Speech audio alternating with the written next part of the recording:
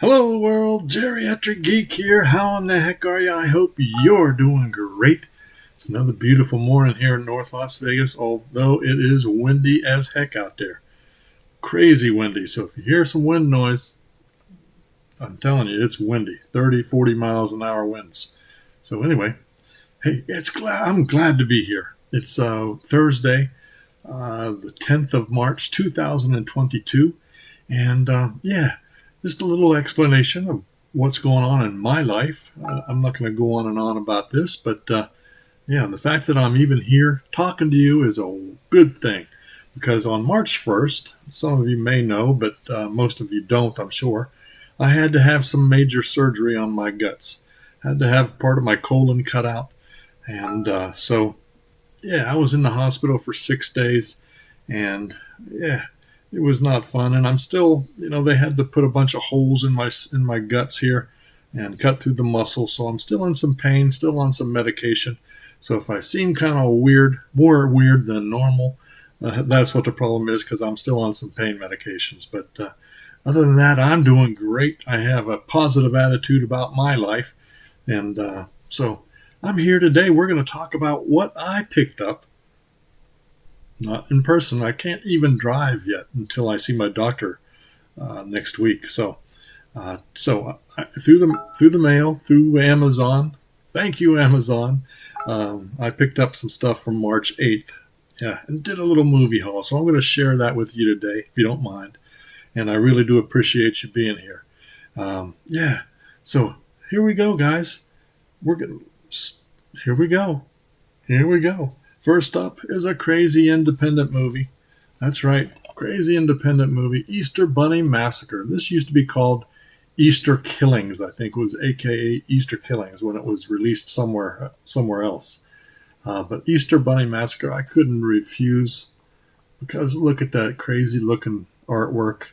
And this is a slip cover. Look at that slip cover on this crazy looking rabbit, Easter themed, which is coming up, of course. So Easter Bunny Massacre is not rated. It's 86 minutes long from 2021. It's a British mystery horror, and it gets middle of the road reviews. Who'd have thunk it? A night of wild partying to celebrate the end of high school turns deadly when one of the classmates is murdered, with no one having a clue who killed her. Not wanting to destroy their own lives, they bury her body and tell everyone that she simply ran away. A year later, the remaining friends are mysteriously invited to an Easter celebration. They arrive believing that the mystery that has been haunting them for the past year will finally be answered. Unfortunately, they're dead wrong. All right, if anybody's seen this or any of the ones that I show today and have an opinion on them, please feel free to comment. I'd like to hear what you think. Easter Bunny Massacre. You guys know I love my independent horror, so yeah, and that's what I've been doing the last 9 days, by the way, watching a whole lot of movies. Well, when I was in the hospital, I watched YouTube on my phone, but while here at the house for the last 4 days, I've been watching a lot of movies, so because I'm not supposed to be moving around too much. Anyway, next up. She spits on your grave. Triple feature. Not to be confused with I spit on your grave, which is a totally. This is, I'm sure, is much better. The I spit on your grave.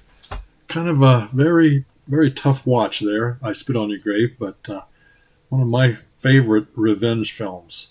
She Spits on Your Grave is a triple feature, as I said. It has She Kills, which is from 2016. It's 101 minutes long and not rated. It gets a middle of the road 5.0 at IMDb. And you know me, I love my revenge films, so I can't wait to check these out just for kicks and giggles. The next up is, I'm not sure this is a revenge film, but it's called Moist Fury. 2011, 65 minutes, not rated, 4.2. And it says it's kind of a comedy horror. We'll see. Probably over the top and not worth much at all, but we'll see. Next up is I Spit Chew on Your Grave. Not rated, 2008, 58 minutes, and it's rated A little less than half the people that watch it like it. So there you go. She Kills says when Sadie is attacked by a vicious gang called the Touchers, she discovers her body holds hidden powers to aid her quest for revenge. Moist Fury, when their best fighter, Dewback, is killed, the Queefs must exact bloody revengeance. And I spit chew on your grave. See what happens when a group of busty chicks, pimped out by their mystical, magical warlock leader, sadistically brutalize the wrong man. Okay, there we go. She spits on your grave. Probably not going to be great. Speaking of not being great, I suspect this one won't either, but I couldn't resist. It's called 13 Fanboy. That's right. It's based on kind of a takeoff on Friday the 13th. 13 Fanboy is put out by Mill Creek. It's not rated 99 minutes. It's a horror film. The main guy, this guy I suspect, his idol was Jason Voorhees. So he kind of emulates, evidently, Jason's kills in this movie. An obsessed fan stalks his favorite actors from the Friday the 13th films and beyond. As a child, Kelsey Voorhees witnesses the murder of her grandmother, Friday the 13th actress Deborah Voorhees, at the hands of a crazed fanboy. As an adult, she discovers her grandmother isn't the only victim, and the killer is still out there searching for his favorite Friday the 13th cast members and iconic scream queens to slaughter, mirroring his idol Jason Voorhees, as he still can't seem to separate the characters in the movies from their real-life personas. This has got a bunch of neat people in it that you would not think would be in this very low-budget film. Corey Feldman, Dee Wallace, Kane Hodder, who of course has been in Friday the 13th. A lot of people in this movie were in the Friday the 13th franchise over time. So I'm interested. Can't wait. Let me know if you guys have seen this and what you thought. Next up, a little Blu-ray action. The Legend of La Llorona. La Llorona. One of those, what do you call it, supernatural films. La Llorona is R-rated, 99 minutes from 2022. Doesn't get very good reviews. It's put out by Well Go. And the only reason I picked this up is it has my buddy, my friend, Danny Trejo, one of my favorite actors. Danny Trejo. La Llorona. Man, this is small writing. I'll never read this. Tighten your glasses up, Geek. All right, Legend of La Llorona is a terrifying supernatural thriller starring Danny Trejo. Machete. Let's see. A young family vacationing in Mexico is terrorized by the unrelenting spirit known to locals as La Llorona. The legendary specter has been kidnapping children for decades, and when she captures their only child, his parents fight back with everything they've got. I don't know. We'll see. La Llorona. I like supernatural films, though. And it's got Danny in it. I had to have it anyway because I'm trying to collect everything there is Danny Trejo. So there you go. Next up, something called Agnes. Agnes. Continuing with the possession-type films, I guess. Agnes is not rated from 2021, 102 minutes. It's a drama horror. Gets middle-of-the-road reviews. So let's see. Super creepy. It's so good. Refreshingly shocking. A nun's disturbing behavior sparks rumors of demonic possession at a remote convent when Benjamin, a priest in waiting, and his delusioned mentor, Father Donahue, are sent to investigate. Their methods backfire, leaving a wake of terror and trauma. This is starring Molly Quinn, Jack Horowitz, Rachel True. We'll see. Who's this put out by? Magnolia. Put out by Magnolia. Agnes. Let me know if you've seen that one. Now, here we go. Equal parts charming and horrifying. Right up my alley. I like charming and horrifying.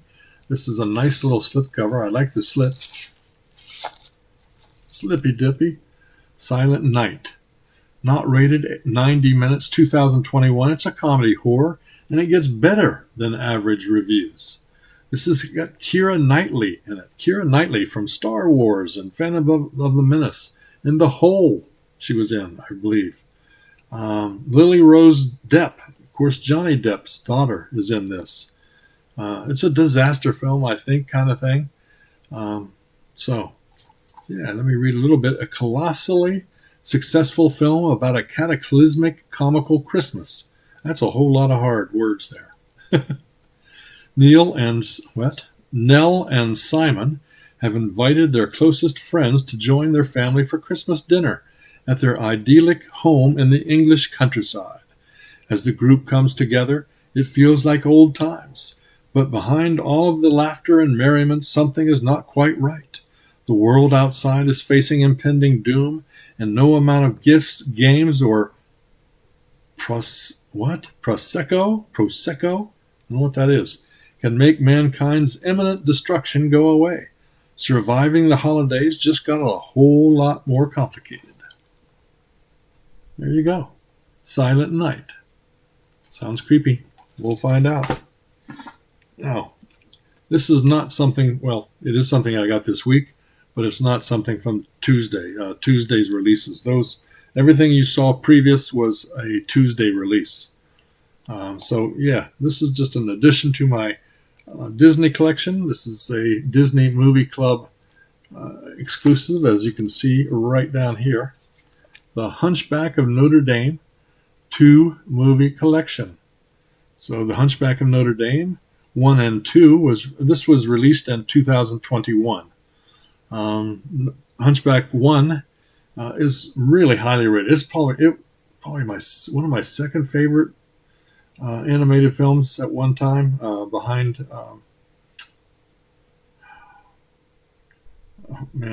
I'm having a blank on what I even like. That's terrible. Anyway, I like Hunchback of Notre Dame 1. Let's just put it that way. This is came out in 1996. I had it on VHS, so glad to upgrade and put it in my collection. It's a heartwarming message. A message of tolerance. So let me just read the back real quick. It doesn't really speak to either movie. Rediscover the majestical musical adventure of The Hunchback of Notre Dame and The Hunchback of Notre Dame 2. Bring your family together for the extraordinary tale of Quasimodo in a jubilant celebration of the beauty inside of all of us. The Hunchback of Notre Dame soars with a magnificent score by renowned composer Alan Menken. Beauty and the Beast is what I was trying to think of. Beauty and the Beast earlier. Hunchback of Notre Dame 2 is 6 minutes long, 2002, and it's set 6 years after the original. It's not very good compared to the first one, but they gave it a go. I don't know why they even thought they needed to remake it, or do a sequel, but they did, and I don't think it worked out as well for them as they thought it would. But Hunchback of Notre Dame 2 movie collection. Glad to have it in my collection. Let me get a swig of water. Dry. Pain meds make your mouth dry. Just saying. You can see I'm all bruised up from the blood draw. Hospitals can be cruel. I was there, like I said, 6 days or 6 nights. The nights are terrible. They come in every 4 hours and wake you up. What the heck? Anyway, last, not least today, I picked it up. The Steelbook, the Best Buy Steelbook of Matrix Resurrections. Man. I'm glad to have it. I haven't watched it yet. I've been able to successfully avoid a lot of the spoilers. I've heard what people have said about it, but trying to avoid the spoilers at all costs. This is an R-rated movie. It's 148 minutes long from 2021. Of course, it's a sci-fi action movie, and it gets about 6.0, I guess, at IMDb. Um, yeah, so Warner Brothers put it out. Of course, it's the sequel to Revolutions from 2003. Why did they take so long to come out with this? And you know, glad to have it though.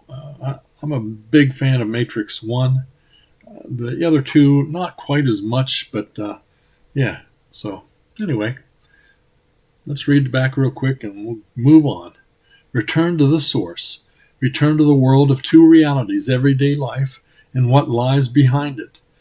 To truly know himself, Neo must follow the white rabbit once again into the Matrix. Of course, Neo already knows what he has to do. What he doesn't know is that the Matrix is more dangerous than ever. Deja vu? Of course, it's about the, I'm sure it's about Trinity also, and Neo's kind of love story, and hopefully that'll get resolved. We'll see. So, hey, I'm happy to have this, especially in the Steelbook and the Best Buy exclusive.